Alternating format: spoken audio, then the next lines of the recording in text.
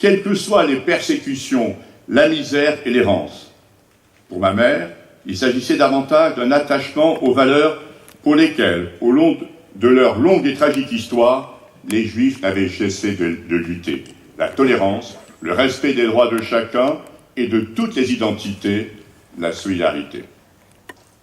Jeune résistant de la première heure, philosophe, journaliste, écrivain, réalisateur de cinéma, Claude Lanzmann est mondialement connu depuis la réalisation de son film Shoah, une anthologie monumentale de témoignages sur le massacre des Juifs d'Europe.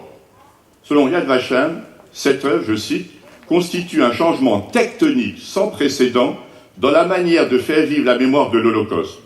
Justement, il a su faire passer dans le langage commun Shoah, ce mot en hébreu qui désigne l'indicible génocide du peuple juif.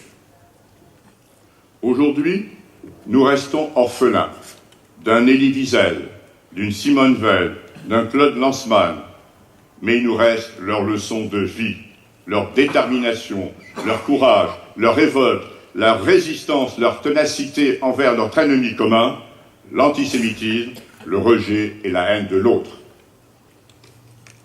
Cette même détermination, des non-juifs l'ont portée durant la guerre. Ces lumières dans l'obscurité que furent les Juifs des nations. Pétris de ces mêmes valeurs d'humanisme, de tolérance et de fraternité, ils s'opposèrent au régime de Vichy.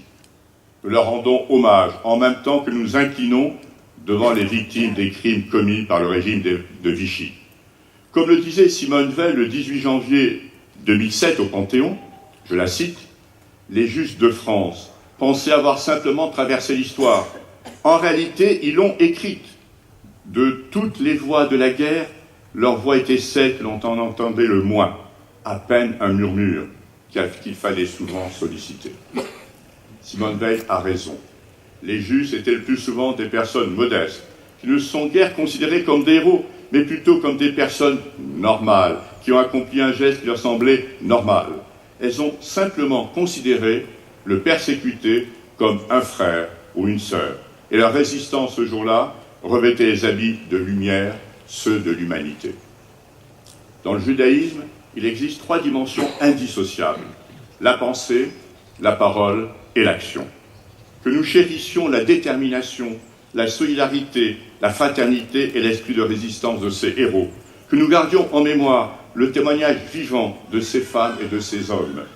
Enfin, dans les temps troublés que nous connaissons, nous sachions agir avec humanité et humilité à leur image.